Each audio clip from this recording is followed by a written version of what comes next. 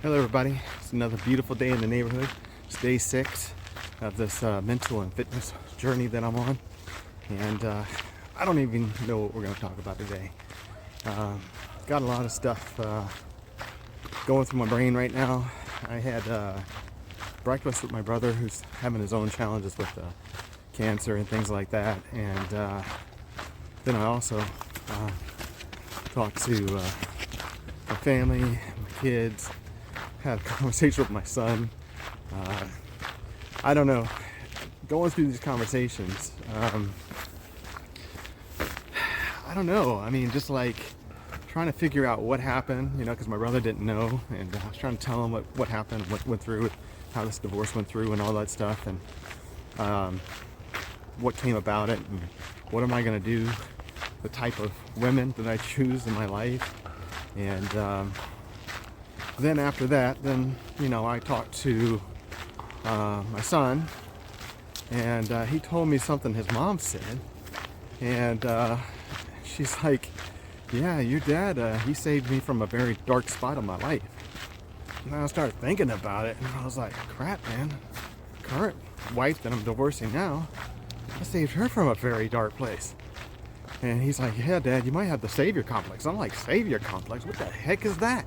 I don't know what that, I was like, I'm not like trying to be Jesus or something, but yeah, and I started thinking about it, and I was like, well, let me go research this. Let me go look this up, because I guess it's some kind of term that's kind of trending out there on the internet.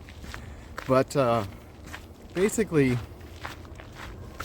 you try to save somebody from their situation. Maybe they're an alcoholic, maybe they're a drug addict, maybe they're, poor, give them a better life. And, then they'll love me even more, right? And I think that's what my problem is. I started to think about other things. I started thinking about, why did I like the IT field? I fix computers, and I think I mentioned before that I worked at the Pentagon, and all I would do was go around from computer to computer and fix computers.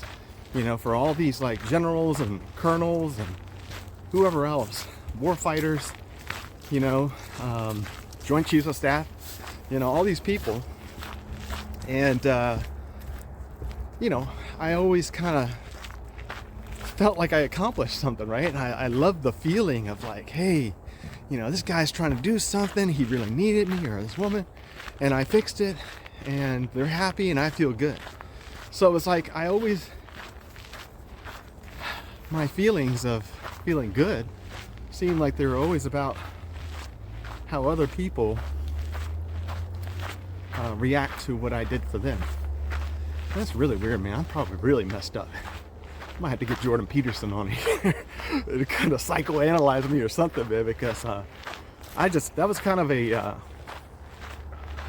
profound word and statement, and just the conversations I had with my brother, and just kind of thinking things out. I don't know. I mean, what is basically, I had many jobs that I had lined up, after, trying to get back with the government. They weren't hiring. Trying to go do the background investigations. Had somebody that, must have suspended the clearance, or, whatever happened with that. And then they decided to give me a bad review, right? So I didn't get that job that had all perfectly lined up. And I felt like it was the end of the world, because that was my last hope, right? I was putting two pennies together, putting a gas tank. And then finally I got a call from this company called DynCorp. And they were like, hey, we see on your resume that you work on computers, and you've been doing so for a while. You got a little business. And I had a clearance at the time. And they're like, hey, would you like to come work at the Pentagon? And we'd like to interview you, and all this other stuff. So I was like, what? Went and interviewed. They offered me the same amount of money I was making in the federal government at the time. It was like $42,000 a year. I was just like, I can't believe I'm actually gonna do what I love to do and also make money.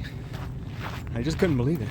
So when you guys have a door closed on you, or maybe two doors, maybe 3 doors. You know, there's probably something better ahead for you. And that's exactly what happened to me in that situation. My life changed forever.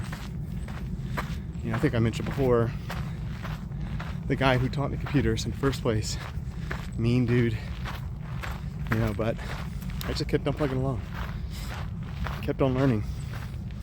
That turned into something that benefited my life forever, set me up financially to have a very comfortable life, and but it just didn't stop there, right?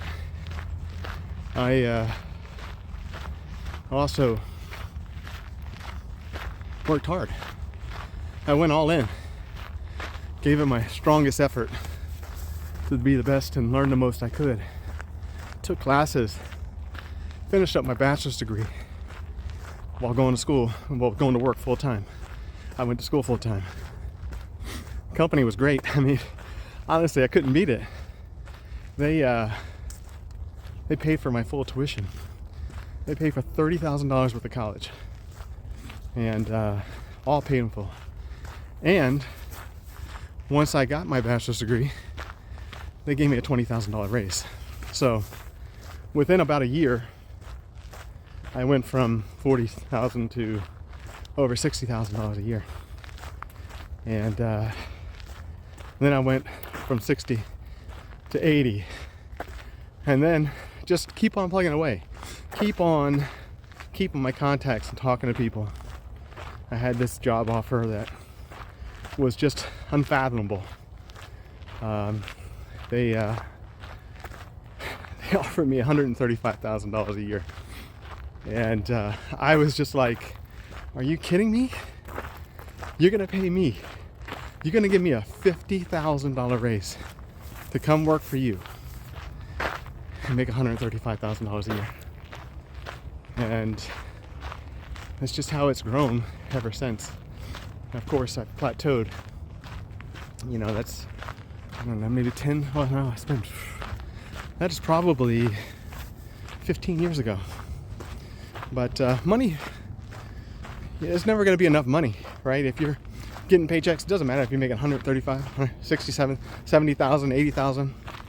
It's all in how you spend that money, right?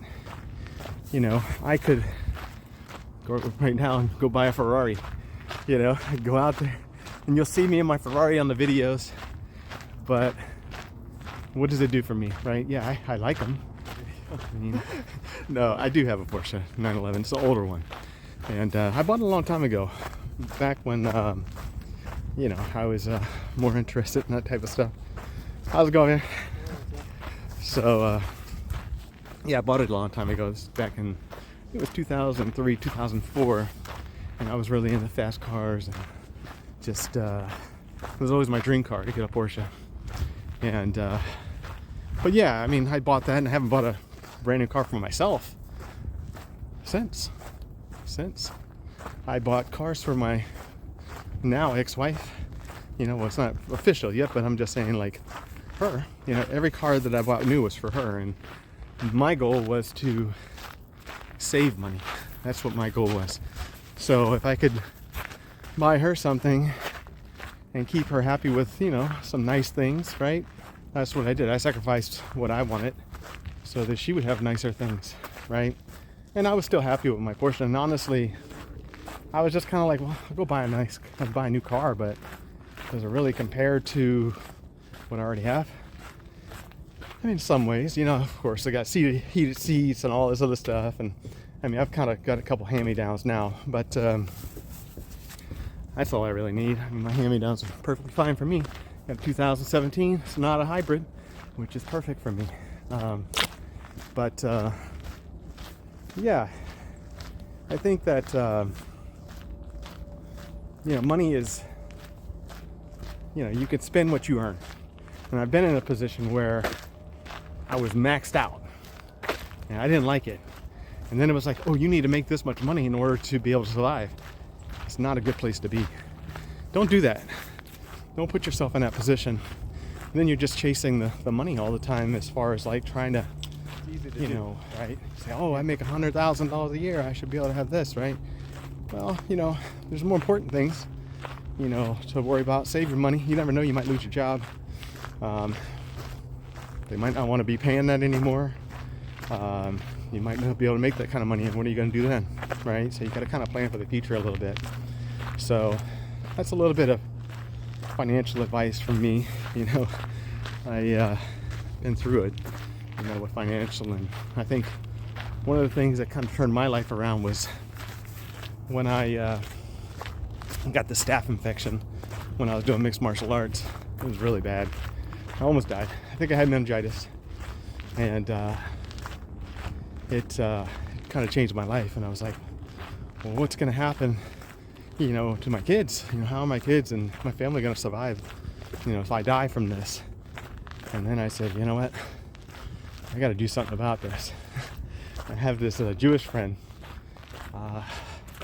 Yeah, he showed me one day. He's like, yeah, I got $1 million in my 401k.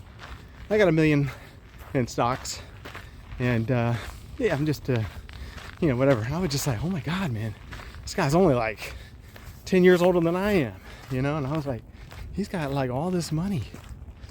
And I said, I got to do something. I got to figure this out. I'm gonna be like him. And he wasn't bragging or anything. He was just trying to show me, like, hey, yeah, this is what I got. You know, I'm trying to, you know, do this and this, and gave me some advice.